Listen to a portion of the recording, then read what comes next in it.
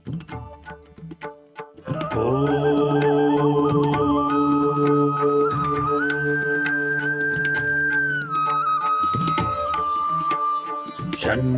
मित्रः शं वरुणः शन्नो भवत्वर्यमा शन्न इन्द्रो बृहस्पतिः शन्नो विष्णुरुक्रमः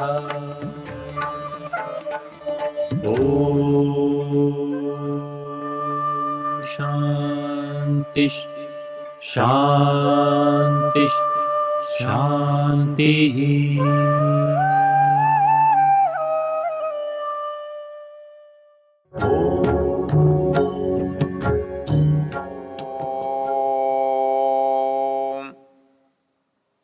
हम यजुर्वेद के 31वें अध्याय के पुरुषाध्याय पर चर्चा कर रहे हैं और हमारे सामने मंत्र है ब्राह्मणोस्य मुखमासीत बाहुराजन्य कृतः पुरु तदस्य यद्वैश्य पदभ्याम शूद्रो अजायत। हमने एक तर्क आपको ये दिया था, यदि ब्राह्मण श्रेष्ठ है तो ब्राह्मण के शरीर में 4 विभाग नहीं होने चाहिए, क्योंकि ब्राह्मण के शरीर में ब्राह्मण के रूप में मस्तिष्क है, ब्राह्मण के शरीर में भुजाओं के रूप में क्षत्रिय है, ब्राह्मण के शरीर में उदर और जंघाओं के रूप में वैश्य है और ब्राह्मण के शरीर में पैरों के रूप में शूद्र है। यदि शूद्र से ब्राह्मण, ब्राह्मण से क्षत्रिय उतने ही भिन्न हैं तो इन सब का मिलना न तो उचित है न संभव है। एक चीज। दूसरी चीज हमने आपको बताई, हमने विचार किया कि जो चीज जिस रूप में एक समान है वो समानता के आधार पर ऊंच नीच नहीं हो सकती। यदि एक ही सांचे में कोई चीज ढल रही है तो उस सांचे की एक ही वस्तु बड़ी छोटी नहीं हो सकती, वो एक जैसी होगी, एक जैसे आकार प्रकार की होगी। जिस धातु से बन रही हैं सब उसी जैसी बनी हैं, एक गुण वाली होंगी। तो इसलिए यदि कोई मनुष्य उत्पन्न हुआ है और उसकी उत्पत्ति मनुष्य से हुई है तो सभी मनुष्यों की उत्पत्ति एक ही तरह से होने से, एक ही प्रकार की होने से वो दो नहीं हो सकती। अर्थात किसी को आप जन्म से ब्राह्मण और किसी को आप जन्म से शूद्र नहीं बना सकते, क्योंकि दोनों एक जैसे ही पैदा हुए हैं, दोनों अनपढ़ ही पैदा हुए हैं, दोनों असमर्थ ही पैदा हुए हैं, दोनों अधूरे ही पैदा हुए हैं, दोनों का गुण कर्म स्वभाव अर्जित नहीं है, जो है वो स्वाभाविक है, और जो स्वाभाविक है वो सब में है, और जो सब में है वो अलग कैसे हो जाएगा। हमने एक पुराण के श्लोक की चर्चा की थी। उस पुराण के श्लोक में कहा गया है, शूद्रो ब्राह्मणतामेति ब्राह्मणश्चैति शूद्रताम क्षत्रियात् जातमेवं तो विद्यात् वैश्यात् तथैव। क्योंकि सारे दुनिया के बच्चे एक जैसे पैदा होते हैं और वो स्थिति ब्राह्मण के गुणों से, क्षत्रिय गुणों के, वैश्य गुणों से रहित होती है, इसलिए उसे एक ही नाम दिया जा सकता है कि ये सब के सब शूद्र हैं। तो यहां लिखा जन्मना जायते शूद्र। अब हम बनाना चाह रहे हैं तो उसको कौन क्या बना सकता है, ये बनाने वाले की इच्छा पर, बनने वाले की क्षमता पर निर्भर करता है। तो कैसे है, संस्कारात् द्विज उच्यते। यहां एक शब्द आया द्विज, यह समझना भी रोचक है। संस्कृत में द्विज सामान्य रूप से ब्राह्मण को कहते हैं, वैसे क्षत्रिय भी द्विज है, वैश्य भी द्विज है, लेकिन द्विज का अधिकांश प्रयोग ब्राह्मण के साथ है। लेकिन संस्कृत में केवल द्विज ब्राह्मण के लिए ही आता हो ऐसा नहीं है। संस्कृत में द्विज शब्द दांतों के लिए भी आया है, दांत भी द्विज होते हैं। इतना ही नहीं, पक्षी के लिए भी द्विज शब्द आया है, तो पक्षी भी द्विज हैं। तो बड़ी सीधी सी बात है, ब्राह्मण भी द्विज है, दांत भी द्विज है, पक्षी भी द्विज है, तो ये द्विजत्व तो इनमें क्या सामान्य है। एक वस्तु के बहुत नाम होते हैं तो उस वस्तु के अंदर उतने गुण होने चाहिए, और एक नाम की जब बहुत वस्तुएं होती हैं तो उन वस्तुओं में गुण की समानता होनी चाहिए। तो यहां पर द्विजत्व की क्या समानता है? इस शब्द को यदि आप तोड़ेंगे तो जैसे कि संस्कृत की परंपरा है, आप उसका विच्छेद कर देंगे, उसका विग्रह कर देंगे तो बात आपको समझने में बहुत आसान लगेगी। तो द्विज शब्द क्या बना है, किससे बना है, इसमें क्या छिपा हुआ है? द्वि का अर्थ है दो, ज का अर्थ है होना, अर्थात जो दो बार होता है, एक बार नहीं बनता, उसको बनाने के लिए एक प्रयत्न और करना पड़ता है, उसको उत्पन्न होने के लिए एक प्रयत्न और करना पड़ता है, इसलिए उसका नाम द्विज है। ये जो पक्षी है ये द्विज है, क्योंकि एक बार मां के पेट से अंडे के रूप में पैदा होता है और दोबारा अंडे में से पैदा होता है, इसलिए इसको द्विज कहते हैं, क्योंकि इसका जन्म दो बार होता है। वैसे ही दांतों को भी हम द्विज कहते हैं।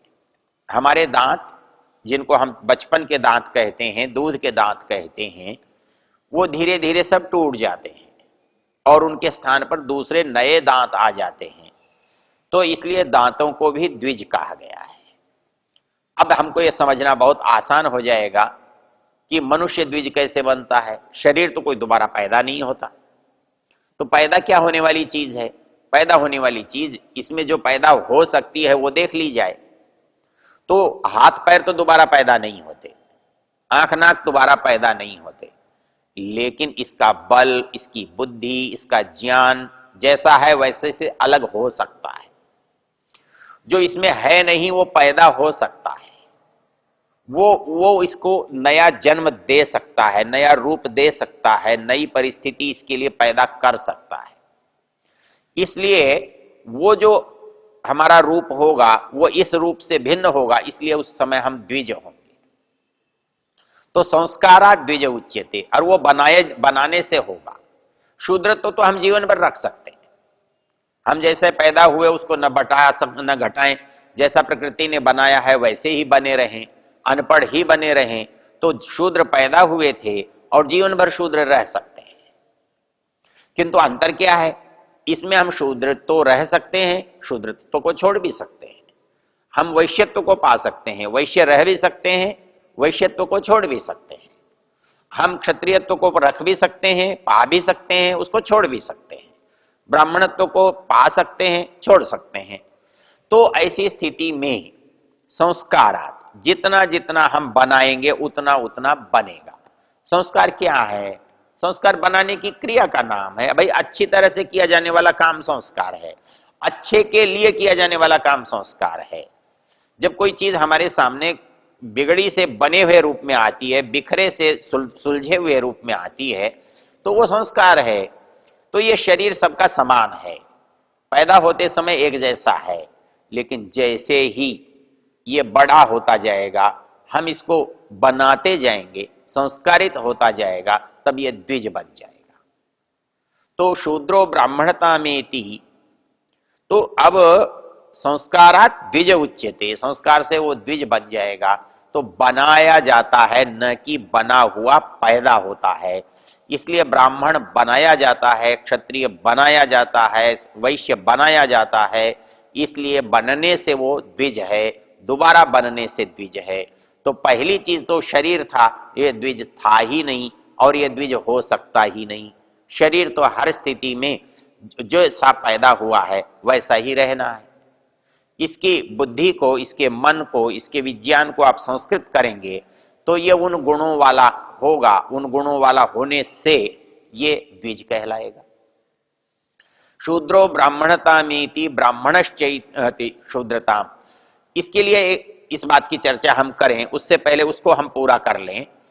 जन्मना जायते शूद्र संस्कारा द्विज उच्यते वेद पाठी भवेद विप्र, अर्थात जब हम बौद्धिक योग्यता से बढ़े हो जाते हैं, हमारी बौद्धिक योग्यता बढ़ जाती है, तब हम विप्र बनते हैं। वेद पाठी, वेद विप्र मतलब वेद का पढ़ने वाला, प्रकर्षण जो वेद को पढ़ता है वो विप्र होता है। अर्थात वेद को पढ़ना जिसका उद्देश्य हो जाता है, जिसका स्वभाव हो जाता है, जिसकी योग्यता हो जाती है, तो वो जो योग्यता हमने जब अर्जित कर ली होती है तब हम विप्र हो जाते हैं। और इस श्लोक में एक बात जो अंत में कही गई है वो ये है, ब्रह्म जानाति ब्राह्मण। जो ब्राह्मण है वो तब ब्राह्मण है जब वो ब्रह्म को जानता हो।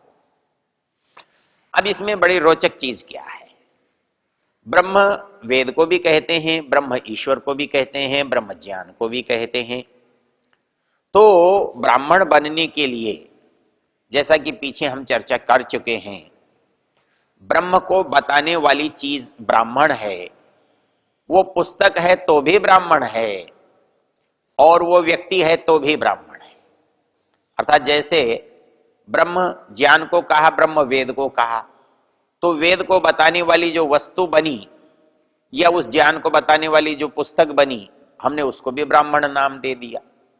यदि आप संस्कृत साहित्य से परिचित हैं, थोड़ा बहुत आपको संस्कृत का ज्ञान है, तो वैदिक साहित्य की परंपरा में जो वेद के बाद जो ग्रंथ आते हैं उनका नाम ब्राह्मण है।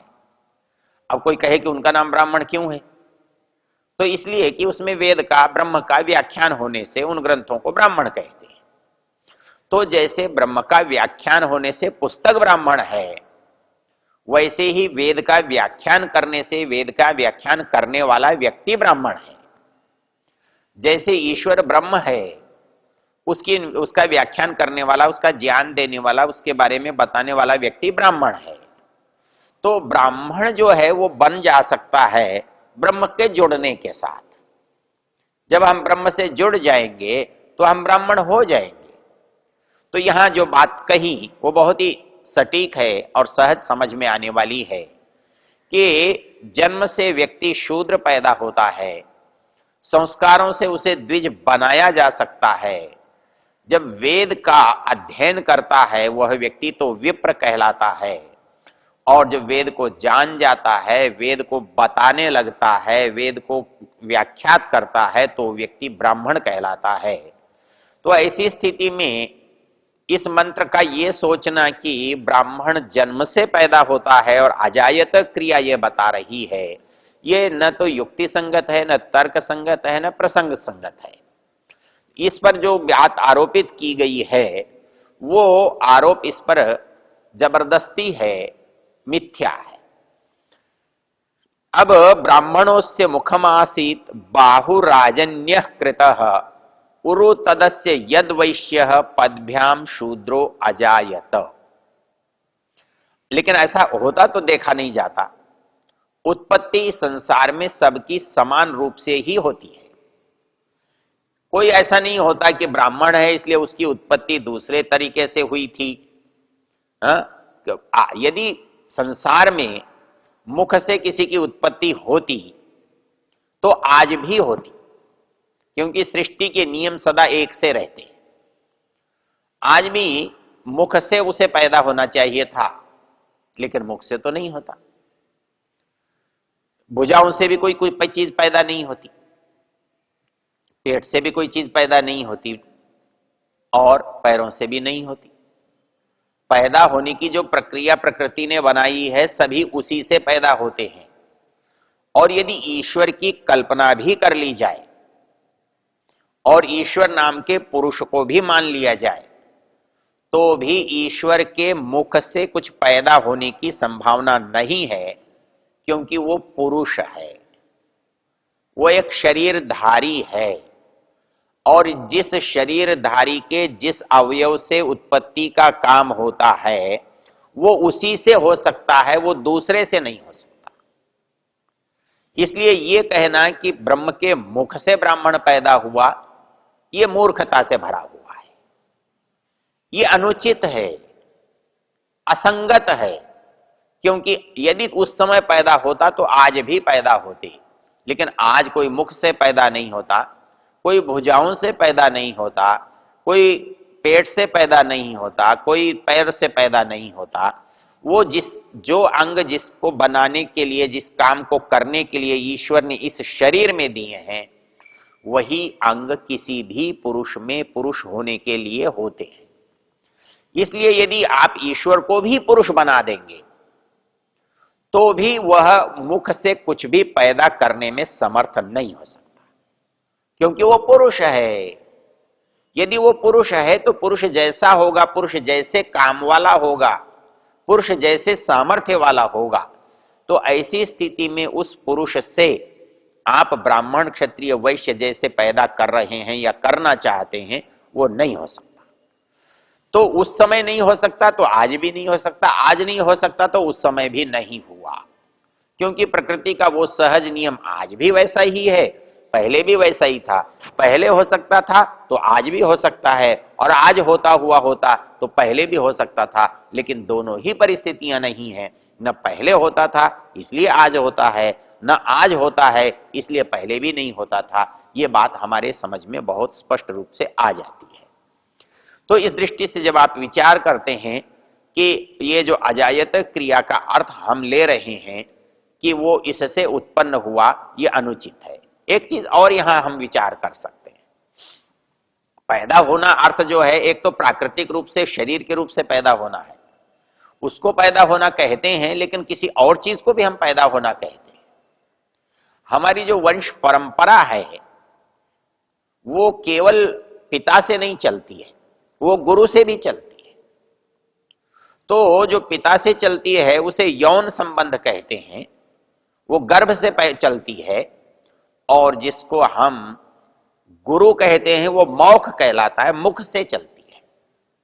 अर्थात एक ज्ञान जिसको गुरु ने अपने शिष्य को दिया है, इस कारण से वह शिष्य उस गुरु की संतान है, उस गुरु का शिष्य है, तो वो उसकी परंपरा का अनुयायी है।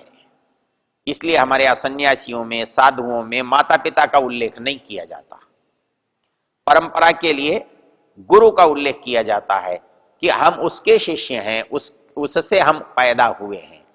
यहां पैदा होते हैं ज्ञान से, इसलिए ज्ञान दिया जाता है मुख से, और इसलिए इसको मौख कहते हैं।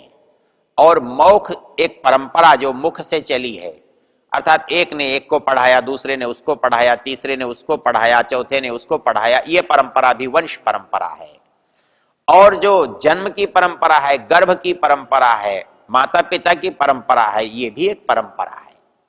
तो इसलिए यदि मुख से किसी को, ब्राह्मण को पैदा होना है, वो हो सकता है तो ज्ञान के द्वारा हो सकता है, शरीर के द्वारा नहीं। मतलब शरीर के रूप में वो मुख से पैदा नहीं हो सकता, वो ज्ञान से पैदा हो सकता है। तो इस दृष्टि से जब हम इस पर विचार करते हैं तो इस मंत्र के जो अस्वाभाविक अर्थ किए जा रहे हैं उन्हें समझना हमें बहुत आसान हो जाता है। तो यहां पर आसीत जो शब्द है, या कृतः जो शब्द है, और अजायत शब्द है, भिन्न भिन्न क्रियाएं, उनके भिन्न भिन्न कर्म गुण कर्म स्वभाव को बताने के लिए हैं।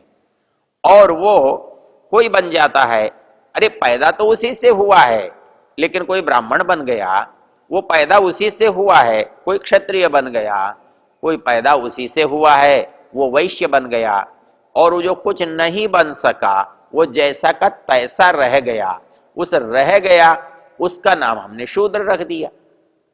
तो जो रह गया वो तो पैदा ही हुआ था, तो जैसे सब पैदा हुए थे वैसा ही तो वो था, और वो वैसा ही बना रहा। तो इसलिए सबकी जो पृष्ठभूमि बनी वो तो वही बनी जो शूद्र की है। जो जितना ऊंचा बन सका वो बना, नहीं बना तो नीचे के धरातल पर रहा, शूद्र रहा, उसे ही हम शूद्र कहते हैं। ओ